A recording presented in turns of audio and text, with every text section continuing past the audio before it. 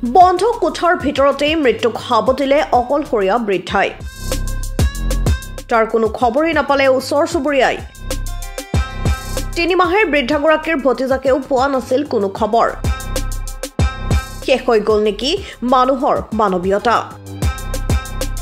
মানৱতাক জোকাৰি যোৱা যোৰহাটৰ ঘটনাৰ পুনৰাবৃত্তি এইবাৰ ঘটনাৰ স্থান দেৰগাঁৱৰ ফেটাগাঁও দেৰগাঁৱৰ ফেটাগাঁৱত সংঘটিত হয় এক কৰুণ ঘটনা শুকুৰবাৰে এটি বন্ধ ঘৰৰ ভিতৰত উদ্ধাৰ হয় উৱলি যোৱা বৃদ্ধা মহিলাৰ মৃতদেহ মৃত মহিলাগৰাকীৰ নাম ৰহিলা দত্ত বুলি জানিব পৰা গৈছে অবিবাহিত মহিলাগৰাকী অকলে বাস কৰিছিল ঘৰটোত আজি মহিলাগৰাকীৰ ভতিজা গুৱাহাটীৰ পৰা আহি দুৱাৰ বন্ধ অৱস্থাত প্ৰত্যক্ষ কৰি স্থানীয় লোকক খবৰ দিয়ে তাৰ পিছতে ঘৰৰ ভিতৰত প্ৰত্যক্ষ কৰে উৱলি যোৱা মৃতদেহটো ভতিজাকে জনোৱা অনুসৰি 3 মাহ ধৰি বন্ধ হৈ আছিল মহিলাগৰাকীৰ মোবাইল ফোন 3 মাহ ধৰি ভতিজাকে খবৰ পোৱা নাছিল মহিলাগৰাকীৰ কেনেকৈ কি পৰিস্থিতিত বৃদ্ধা মহিলাগৰাকীয়ে এনে মৃত্যুক সাবটিলে সেয়া এতিয়াও ৰহস্যৰ আঁৰত ইতিমধ্যে ঘটনাস্থলীত আৰক্ষী উপস্থিত হৈ মৃতদেহ উদ্ধাৰ কৰি তদন্ত আৰম্ভ কৰিছে খবৰ দিলে প্ৰথমতে তেওঁ গুৱাহাটীৰ পৰা ৰিচেণ্ট আহি পাইছে বুলি কৈছে আৰু সাফ সাফাইৰ কাৰণে এজন মানুহ আনিছে বুলি কৈছে আৰু তেওঁ চেণ্ট পালে তেতিয়া ক'লে যে মোৰ পেহীৰ লগত এটা যোগাৰ সূত্ৰটো নাই পোৱা পেহীকো নাই পোৱা আৰু ঘৰখন বন্ধ হৈ আছে তেতিয়া মই ক'লো যে গোন্ধটো কিহৰ হ'ব পাৰে তই কি ভাব যে নহয় পেহী নাই ইমান দিন গতিকে মই কথাটো অকণমান দিগদাৰী পাইছোঁ যোগৰ সূত্ৰটো কৰিব পৰা নাই এতিয়া আমুক তামুক এনেকৈ ক'লে কোৱাৰ কাৰণে কি হ'ল মই তেওঁক ক'লো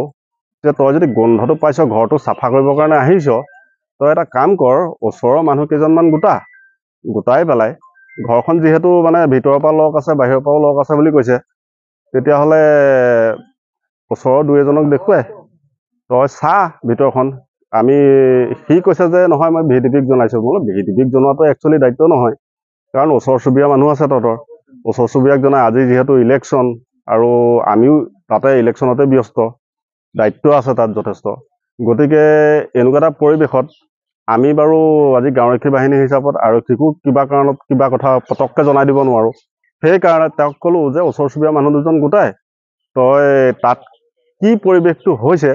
তোৰ যদি সুবিধা আছে তই জখলা চখলা লৈ মেলি ওপৰৰ পৰা কিবা এটা চাহ তাৰপৰা সি সাহস কৰা নাই চাবৰ কাৰণে গতিকে আমি ভোটকেন্দ্ৰতে গোটেইকেইজন মানুহ উপস্থিত যিহেতু আছিলোঁ থকাৰ কাৰণে আমি আলোচনা কৰি পেলাই তাকো লগতে লৈ আহি ইয়াত পালোঁ পোৱাৰ পাছত তাৰ দ্বাৰাই আমি কি কৰিলোঁ আমাৰ বিশেষকৈ আমি আৰক্ষী চকীৰ লগত যোগাযোগটো আল্টিমেটলি কৰিলোৱেই ইয়াৰ অহাৰ আগতে কৰাৰ পাছত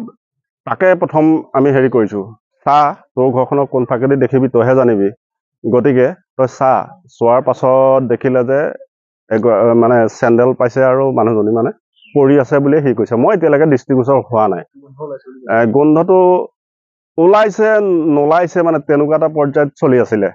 যিহেতু আবদ্ধ এটা ৰুম ন আৰু কাপোৰৰ মাজত আছে গতিকে সি গোন্ধ পাইছে কিন্তু 2-এজনে চাইছোঁ গোন্ধ পোৱাও নাই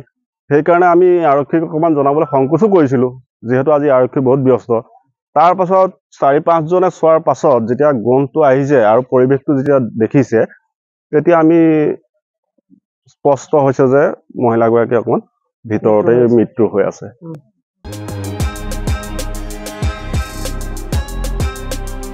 দেৰগাঁৱৰ পৰা দিব্যজ্যোতি কাকতিৰ ৰিপৰ্ট নিউজ 13